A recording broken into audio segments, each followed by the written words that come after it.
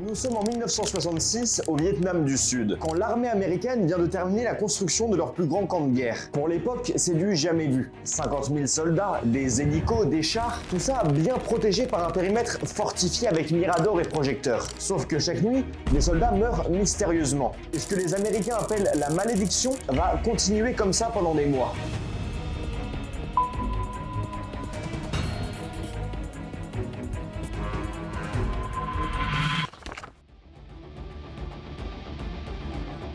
À chaque fois, c'est exactement le même schéma qui se répète. Dès que la nuit tombe, des cris et des coups de feu résonnent un peu partout dans le camp, comme s'ils se faisaient littéralement attaquer de l'intérieur. Mais pourtant, à chaque réveil, il ne reste aucune trace de l'ennemi. Juste des Américains morts et du matériel volé. Chaque matin, le général Frédéric Weyand retrouve exactement le même rapport sur son bureau. À vrai dire, il en a plus que ras-le-bol. Parce qu'il ne chôme pas du tout. Chaque jour, il envoie ses patrouilles ratisser la jungle, mais rien. Il fait même appel aux services de renseignement, mais toujours rien.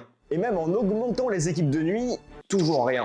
À ce moment-là, il faut comprendre que les soldats étaient tellement terrifiés qu'ils ont même commencé à parler de fantômes du Vietnam. Jusqu'au jour où une patrouille va tomber sur un trou. Un trou juste à l'entrée du camp. Oui, littéralement là, devant les barbelés. Et après avoir enlevé toutes les feuilles et les branches qui cachaient l'entrée Viet Cong, l'ingénieur de la patrouille va plonger sa lampe dedans. Il va très vite comprendre qui est leur ennemi depuis des mois. En effet, le machin, même si c'est étroit, ça se voit que ça n'a pas été fait par un animal. Ce que personne ne sait encore, c'est que sous ce camp, sous ces baraquements, sous la cantine, sous les pistes d'hélico du général Frédéric Weyand, il n'y a pas 1 ou 2 kilomètres qui passent. Il y a littéralement 250 km de réseau de tunnels. 250. Et avant qu'on regarde leur tête quand ils vont comprendre qu'ils ont fait la plus grosse connerie de leur vie en établissant le plus grand camp américain de la guerre du Vietnam sur littéralement une ville souterraine, déjà, pourquoi il y a 250 km de tunnels sous le camp en fait? Enfin, je veux dire, les Vietnamiens, c'est des humains, pas des taupes. Comment ils ont réussi à créer une ville souterraine entière comme ça sans se faire cramer et en quelques mois seulement? Eh bien, si cette fourmilière à taille humaine existe, c'est plutôt à cause de toi. Ou plutôt de ton arrière-grand-père. En effet, depuis le XVIIIe siècle, la France colonisait l'Indochine. En gros, un énorme territoire rempli de ressources qui regroupe le Vietnam, le Laos et le Cambodge actuel. Sauf qu'après la Deuxième Guerre mondiale, un mouvement indépendantiste mené par le leader Viet Minh veut en finir avec la colonisation. En même temps, pendant cette fameuse guerre, les Français qui, en plus de les avoir exploités pendant des décennies, les ont même pas protégés. Déjà que c'était pas très équitable, maintenant... bon. Ce qu'il en est, c'est que Paris se fait prendre en 46 jours par Hitler. Alors qu'à l'époque, je le rappelle, on était censé être la deuxième puissance militaire au monde. Les Vietnamiens, quand ils ont vu ça, ils se sont dit « Ils se foutent un peu de notre gueule là, c'est pas possible. On sait que la sécu sociale c'est un peu tendu, mais au moins la sécu militaire les gars ». Et ils ont eu raison de s'inquiéter, car en face, on a qui? On a le Japon, le grand allié du Führer qui vient maintenant à son tour récupérer toutes les ressources du Vietnam. Et là tu vas me dire, toi Hilo, t'es bien gentil, mais par contre, parle bien de mon grand-père, c'est pas de sa faute. Bah oui, c'est pas de sa faute si les États-Unis sont trop cons pour mettre leur plus grosse base sur la plus grosse ville souterraine Viet Cong. Je vois pas le rapport là. S'il y a autant de tunnels, c'est que les Vietnamiens, après la fin de la Seconde Guerre mondiale, ils commencent à se dire, maintenant c'est fini, on va arrêter de se faire plumer et on va prendre les armes. Sauf que les Français sont pas d'accord, ils vont dire, vous allez continuer à bosser pour nous et gratuitement, et avec le sourire s'il vous plaît. Bon, ni une ni deux, boum, guerre d'Indochine. Et justement, c'est pendant cette guerre contre les Français que les Vietnamiens vont commencer à creuser les premiers tunnels qui piégeront les Américains dans 20 ans. Ça leur permettra aussi de tendre des embuscades, et c'est le début de leur stratégie militaire qui va terrifier le monde entier, la guérilla. Et là, crois-moi, quand les Français vont commencer à goûter à ça, voilà, dérouillé qu'on va se prendre. Les Vietnamiens, ils sont sur leur terrain. Ils ont le soutien populaire pour le cœur, et ils ont même le soutien du leader communiste chinois Mao pour le matos. Mais surtout la hargne, une hargne de gagner immense. Si on compare la détermination vietnamienne versus française, Vietnam, je pense qu'on doit être ici. La France, on est là, à ce moment-là. Je sais même pas si on arrive à le voir dans la caméra, on est là, en dessous là. Parce que oui, les soldats français en face, ils étaient littéralement en train de les sous-estimer. Et au final, ils vont juste tout perdre lors de la bataille sanglante de Dien Bien Phu. Et en même temps, et c'est même pas pour leur mettre sur la gueule, l'organisation c'était niveau pierre et vacances. Et encore, je suis gentil, c'était vraiment pire que du mobil-home. En fait, c'était surtout au niveau stratégique que la France était foutue. Carrément, ça commence à me donner chaud. Ils avaient créé un camp fortifié dans une cuvette pour attirer le Viet Minh en bataille rangée. Sauf que les locaux, ils vont faire quelque chose que personne ne croyait possible. Ils vont démonter des centaines de canons pièce par pièce, les transporter à dos d'homme dans la jungle et les remonter sur des collines qui surplombent le camp. Autant dire qu'à ce moment-là, les soldats français, ils se retrouvent dans une sorte de cuvette, dans une sorte de bol, et à ce moment-là, les céréales, ils vont tomber fort. Après 55 jours de siège, le 7 mai 1954, c'est la capitulation. Le Vietnam est enfin libre. Enfin, pas pour longtemps. 10 ans à peu près. Parce que oui, en 1965, les États-Unis débarquent et vont prendre le relais.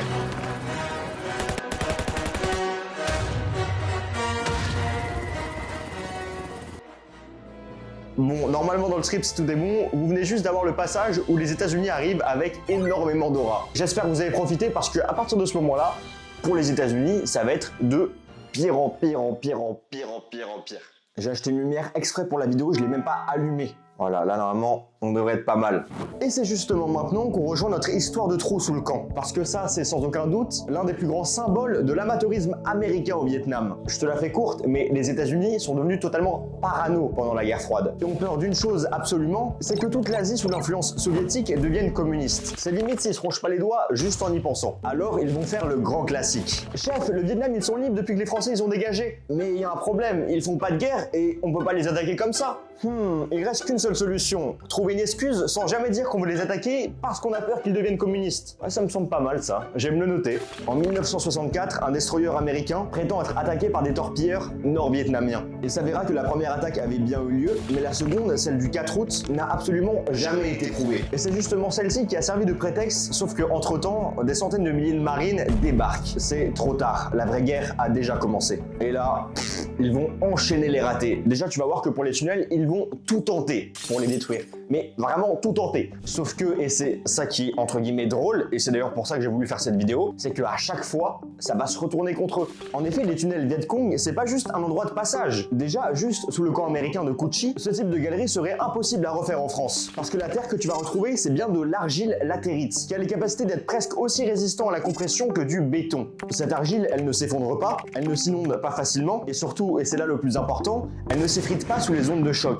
En fait, c'est exactement la même terre que tu as pu peut-être déjà voir sur ce genre de vidéo où tu vois des Vietnamiens dans la jungle qui fabriquent tout et n'importe quoi. Je te jure, t'as des piscines, des hôtels, des poulaillers, enfin t'as tout. Bon, il y a 50 ans, ils servaient des mêmes matériaux, mais pour se défendre. Grâce à ça et à leur petite taille, les Vietcong ont créé une architecture en 3 niveaux. Niveau 1, 3 mètres de profondeur. Ça permet de résister à des grenades et à des balles. Niveau 2, 6 mètres. Ici, c'est plus costaud et ça survit à des canons classiques. Niveau 3, 9 mètres. Ici, on est niveau bunker. C'est conçu pour résister aux bombes de 500 livres des B-52. Littéralement 227 kg de tritonal à détonation retardée. Chaque niveau est connecté avec des puits verticaux avec des trappes étanches, mais clairement, le plus impressionnant dans tout ça, c'est les entrées. Chaque entrée du réseau est cachée sous des trappes recouvertes de feuilles, de termitières, et il y en a même qui sont dissimulées sous l'eau dans des étangs. Pour y entrer, il faut littéralement plonger dans un étang de vase, trouver un trou dans le noir et y entrer avant de ressortir de l'autre côté. Enfin, autant dire que si tu sais pas qu'il y a une entrée ici, tu la trouveras jamais. Et autant dire qu'un soldat américain standard en tenue de combat de 1m80, qui fait un total de 90 à 100 kg avec son équipement, ne peut juste physiquement pas y entrer.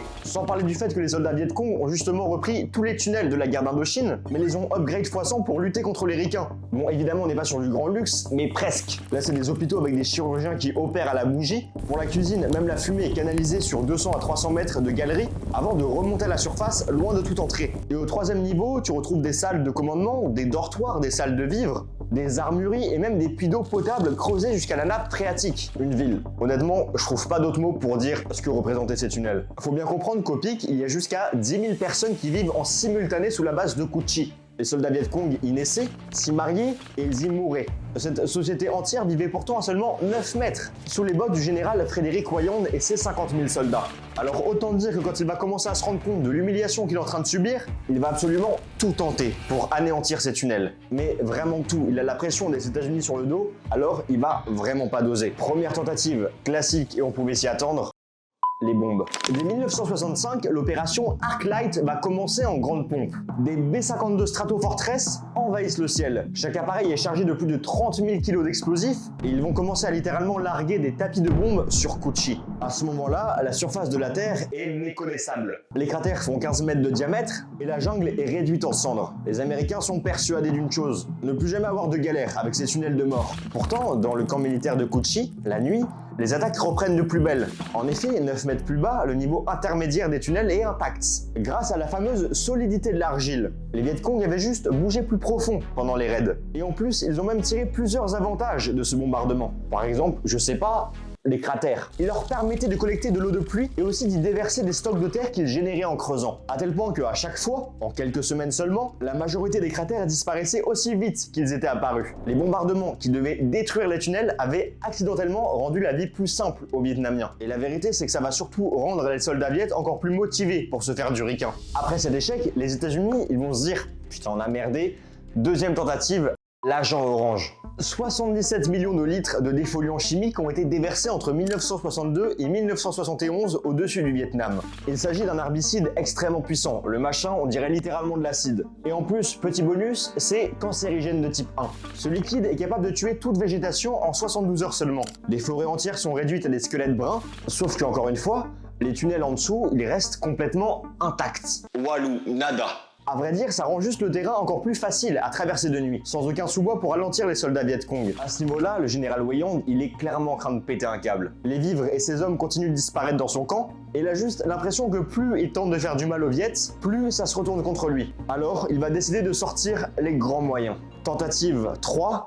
L'inondation. Pour garder la face, des ingénieurs américains sont dépêchés à Cu Chi. Ici, ils vont directement pomper des milliers de litres d'eau dans les entrées des trous. Encore une fois, bizarre la phrase. Sauf que le Viet Cong avait déjà prévu le problème et avait installé des trappes étanches entre chaque section de tunnel. De véritables barrages qui contenaient des systèmes de déviation qui faisaient remonter l'eau à la surface, juste devant le nez des ricains. Résultat, 2% du réseau inondé seulement. Alors que les 98% restants continuaient de fonctionner normalement, avec en plus de l'eau gratuite pour les Viets. Bah franchement, il n'y a même plus besoin de sortir, c'est livraison à domicile. En parallèle, des mouvements de protestation aux États-Unis commencent à fuser de tous les côtés. Les soldats subissent un calvaire sans nom. En effet, les booby traps, ces pièges artisanaux affectent énormément les GI qui se sentent absolument jamais en sécurité. Alors, pour tenter de garder la face, le général Fred Weyand va déployer l'une des armes les plus cruelles de l'histoire. On a parlé des tunnels, on a parlé de l'argile, mais il y a un truc que je vous ai pas encore dit. Les soldats Viet Cong, ils savaient tout, chaque mouvement, chaque opération américaine avant qu'elle commence, tout. En même temps, t'avais quand même 40 000 informateurs répartis dans chaque village. Alors que de l'autre côté, les Américains se noyaient littéralement dans leur rapport. Et la vérité, c'est que c'est aussi ça. La guerre du Vietnam, c'est pas juste une guerre de tunnels, mais aussi une guerre d'information. Et celui qui maîtrisait l'information gagnait. Aujourd'hui, les choses ont pas mal évolué, mais la vérité, c'est que l'information, elle reste toujours aussi importante. Et encore plus avec tous les conflits qu'on a en ce moment. C'est pour ça que le sponsor du jour, c'est Sift. Et si les Américains l'avaient eu pendant la guerre du Vietnam, ils auraient vraiment pas dit non. Sift, c'est un agent IA qui scanne toutes les sources du monde en temps réel. Chaque pays, chaque langue, tu tapes n'importe quel sujet. Par exemple, moi, je vais taper Vietnam, ça va me sortir tous les articles dessus. En fait, grâce à des sources fiables, Sift va tout me synthétiser. Et il récupère et traduit aussi les reportages en langue locale pour que tu aies aussi le point de vue de ce qui se passe vraiment sur le terrain et pas juste les grands titres internationaux. Avec ça, t'es sûr qu'il n'y a pas de médias corrompus qui choisissent pour toi. Et encore moins de biais éditorial dans ton actualité. Et ça, c'est très important parce que tu vas avoir juste ton information brute, bien organisée et simple à comprendre. Si t'as pas le temps que t'es un flemmard, il n'y a pas de souci, t'as même le mode résumé rapide. Mais si au contraire tu veux creuser, t'as même les sources détaillées pour en apprendre plus. Et si t'es en déplacement, tu peux même écouter ça en forme de podcast audio. C'est incroyable, c'est gratuit, c'est dispo sur iOS, Android et même sur web. Et si tu veux une preuve que ça marche, l'appli est déjà en tête des charts dans plusieurs pays. France, Allemagne, Espagne, Portugal et même Brésil. Le lien est en description. Et maintenant qu'on a parlé de l'information, revenons à ceux qui en manquaient cruellement, parce que là, le général America Williamson, il est maintenant prêt à tout pour détruire la vie des Viets. Tentative 4. Le gaz. Le gaz CS, c'est un agent incapacitant avec une concentration létale extrêmement élevée. Sauf que dans les 250 km de tunnel, le gaz se dilue rapidement et n'arrive quasiment jamais aux habitations qui se trouvent au niveau -3. En plus, pour se protéger, les Vietnamiens créent des aérations qui redirigent le gaz vers les camps américains. À tel point qu'ils finiront même par arrêter de pomper du gaz, car cette histoire, ça se retournait littéralement contre eux. Totalement désespérés, ne sachant pas quoi faire, ils vont jouer leur dernière carte. Tentative 5. Les chiens. Des bergers allemands spécialement entraînés pour trouver les tunnels et plonger dedans. Là, on parle d'un programme qui a coûté des millions de dollars aux ricains, sauf que quand les Viet Cong vont apprendre l'existence des chiens, ils vont juste frotter du savon américain avec du poivre devant l'entrée de leur base. Pas mal. Savon de Marseille, les gars. Ils vont mettre ça avec du poivre. Ils vont frotter ça comme ça sur les entrées et les chiens, ils sentiront rien. Bizarre quand même comme mélange. Je me suis mis dans le nez. Bref, grâce à ce malin mélange où le savon masque l'odeur humaine et où le poivre détruit l'olfaction pendant 6 à 8 heures, les entrées ne seront plus détectées. Et les guides vont finir par littéralement regarder leur chien passer directement au-dessus des entrées cachées sans même réagir. Le programme est silencieusement abandonné en 1967. 5 tentatives, 5 humiliations. La plus grande puissance militaire au monde est littéralement battue par des gars avec des faucilles et des marteaux. Et du poivre de cuisine, faut pas l'oublier celui-là. Là, le général Weyand, il ne lui reste que 2 options. Soit il l'abandonne et rentre à Washington en admettant que 50 000 soldats se sont fait ridiculiser par des paysans avec des pelles, soit il décide d'envoyer des hommes seuls dans le noir avec juste un pistolet dans les galeries Viet Cong. Pour rappel, le soldat moyen américain de 1966, il fait une taille d'environ 1m77 pour un poids d'environ 80 kg. Alors que le soldat Viet Cong moyen, il fait seulement 1m57, 1m60 pour un poids de 50-55 kg. Honnêtement, avec une entrée de tunnel aussi petite, c'est même pas possible, c'est même pas raisonnable en fait de penser qu'on peut y rentrer quand on fait 1m77. Alors, l'armée américaine va commencer à chercher des hommes avec des caractéristiques physiques spécifiques. Des Australiens, des Portoricains, des Américains de petite stature. En fait, ils sont tellement désespérés qu'ils vont même commencer à rappeler des recrues qu'ils avaient recalées parce qu'ils étaient trop petits. Ils vont leur dire « En fait, on s'est trompé, on a une petite mission pour toi, mais t'inquiète, c'est une mission chill. Si tu veux venir, t'es le bienvenu, t'as juste à signer ici et c'est bon. » Et c'est comme ça qu'en 1967, l'unité Tunnel Rats est créée. Oui, c'est vraiment le nom qu'ils ont trouvé. C'est pas possible d'avoir appelé ça comme ça. Traduction. Tunnel Rats. Rat des tunnels.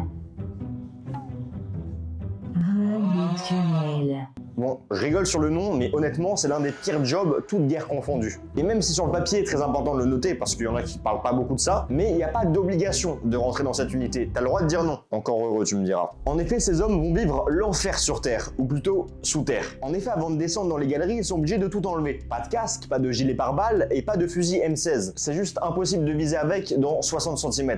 Et c'est encore moins possible de se retourner si tu sens que quelque chose vient par l'arrière. Encore une phrase bizarre, putain. Ce qu'ils emportent avec eux, c'est seulement un Colt 1911, un chargeur de rechange et une lampe de poche. Parfois un couteau pour tuer sans alerter toute la galerie. Honnêtement, là, l'expression « j'y vais avec ma main et mon couteau », on peut pas faire plus réaliste. Toute la puissance de l'armée américaine est réduite à un pistolet et une lampe de poche à pile. Sauf que les tunnels, ils sont pas tranquilles du tout. Jamais les Américains auraient juste pu imaginer ce qu'ils allaient trouver à l'intérieur. Des puits en bambou aiguisés, que les Viet appellent pièges punji.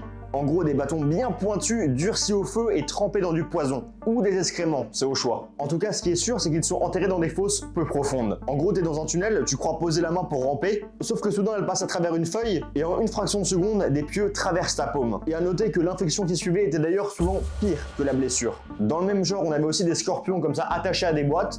Si tu touchais le fil, le scorpion te tombait dessus. J'ai vraiment pas envie de savoir ce qui se passait après. Et au-delà des pièges, il y a des Vietnamiens. Des soldats qui connaissent ces tunnels mieux que leur propre village et qui naviguent dans l'obscurité totale à une vitesse impressionnante. À tel point que les tunnels Rats vont créer ces 3 règles pour survivre. Règle numéro 1. Bouger à 5 cm par seconde. En effet, chaque centimètre de sol peut être une plaque de pression et chaque mur peut avoir un fil tendu à hauteur de gorge. Règle numéro 2. Utiliser le moins possible la lampe torche. Dans un tunnel, la lumière voyage à 200 mètres et si tu peux voir, c'est que tu peux aussi être vu. Règle numéro 3. Si tu entends du mouvement, arrête-toi. Laisse juste tes oreilles te dire combien, à quelle distance et dans quelle direction avant de prendre une décision. Sauf que malgré toutes ces règles, les tunnels Rats vont quand même prendre extrêmement cher. Et ceux qui auront assez de chance pour remonter deviendront les plus grands traumatisés de la guerre du Vietnam. Et au final, c'est littéralement des paysans avec des pelles et des houes contre des milliards de dollars. Et surtout, la technologie militaire la plus avancée jamais mise en place dans une guerre. Pour que tu visualises bien le truc, il y a eu plus de bombes larguées sur le Vietnam que sur l'Allemagne nazie et le Japon pendant la Seconde Guerre mondiale. Faut voir le niveau du truc quand même. Et en plus, la plus grande ironie de cette guerre, c'est que les Américains avaient financé les Français à 80% pendant la guerre d'Indochine pour stopper le communisme. Et comme vous le savez très bien parce que on l'a vu ensemble dans cette vidéo, ça n'avait pas marché, c'était un énorme flop. Et même quand les Américains vont faire le travail à leur place, ça ne va toujours pas marcher. Ils vont retomber sur la même jungle, le même peuple pour exactement le même résultat, mais en pire. Les paysans ont gagné, les Vietnamiens ont enfin gagné absolu cinéma. En 1975, les dernières forces américaines quittent le Vietnam, avec cette fameuse image du dernier hélicoptère qu'on voit quitter le toit de l'ambassade américaine surchargé de réfugiés. C'est l'image la plus diffusée de toute la guerre. Dans le plus grand des calmes, je précise que c'est la première puissance mondiale qui s'enfuit par le toit, totalement assiégée par les Viet Cong. Le coût humain reste tout de même colossal, des deux côtés. La 25e division d'infanterie du général Fred Weyand a subi l'un des taux de perte les plus élevés de toute la guerre. Des dizaines de milliers de soldats ont été tués. La guérilla a certes porté ses fruits et leur a permis de résister, mais et à quel prix? La vérité, c'est que même quand le Vietnam est devenu libre, même quand les États-Unis ont subi un échec cuisant, ils n'en ont jamais vraiment tiré de leçon et l'histoire se répète encore aujourd'hui. En 2001, soit 46 ans après leur défaite au Vietnam, et après une guerre de 20 ans en Afghanistan, il s'est avéré que malgré tous les efforts de l'oncle Sam, cette guerre était encore inutile. Et les talibans reprendront le contrôle du pays en quelques mois seulement. Le gouvernement afghan s'effondre, alors que le personnel américain s'enfuit encore une fois en catastrophe. Et le plus fou, c'est qu'on retombe exactement sur les mêmes images qu'en 1975. Là, c'est l'hélico qui s'enfuit du toit au Vietnam, là, c'est l'hélico qui s'enfuit du toit en Afghanistan. Mais attends, ce serait pas exactement la même scène? Eh bien si. Ah! Mais pourquoi une si petite chute peut faire aussi mal? En parallèle, la guerre du Vietnam a inspiré énormément de peuples opprimés à travers le monde, qui ont repris leur célèbre stratégie de guérilla. Sous Gaza, par exemple, les services de renseignement israéliens estimaient en 2023 l'existence d'un réseau de 500 km de tunnels. C'est le double de Cu Chi. Des hôpitaux souterrains, des centres de commandement à 40 mètres de profondeur, des réserves de carburant, une ville entière sous une ville. L'armée israélienne a essayé de les inonder avec de l'eau de mer. Elle a injecté du gaz. Elle a même envoyé des robots. Si, je vous jure, elle a envoyé des robots. Sans parler des bombes Bunker Monster GBU-28 de plus de 2 tonnes capables de percer 6 mètres de béton armé. Sauf que 60 ans après Cu Chi, le problème est exactement le même. Comment tu veux détruire quelque chose que tu ne peux pas voir? Hop, jour, nuit.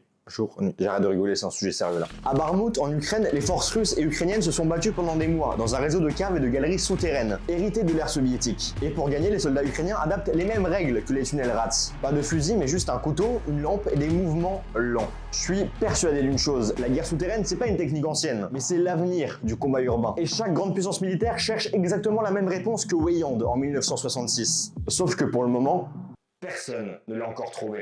Et voilà, première vidéo sur la guerre du Vietnam, j'espère qu'elle vous a plu. Il y avait beaucoup de choses à dire avec cette histoire de tunnel et j'ai trouvé ça trop passionnant, vraiment. Évidemment, si tu kiffes ce genre de vidéo, le petit pouce bleu, l'abonnement et le commentaire, ça fait plaisir. Ici, mon but, c'est de vous parler et de vous faire vivre des histoires peu connues alors que c'est des aberrations. Le but ici, c'est vraiment de découvrir ce que le monde nous cache. En bien ou en mal, ça on le verra dans les prochaines vidéos. En attendant surtout, porte-toi bien, c'était Twilo, ciao.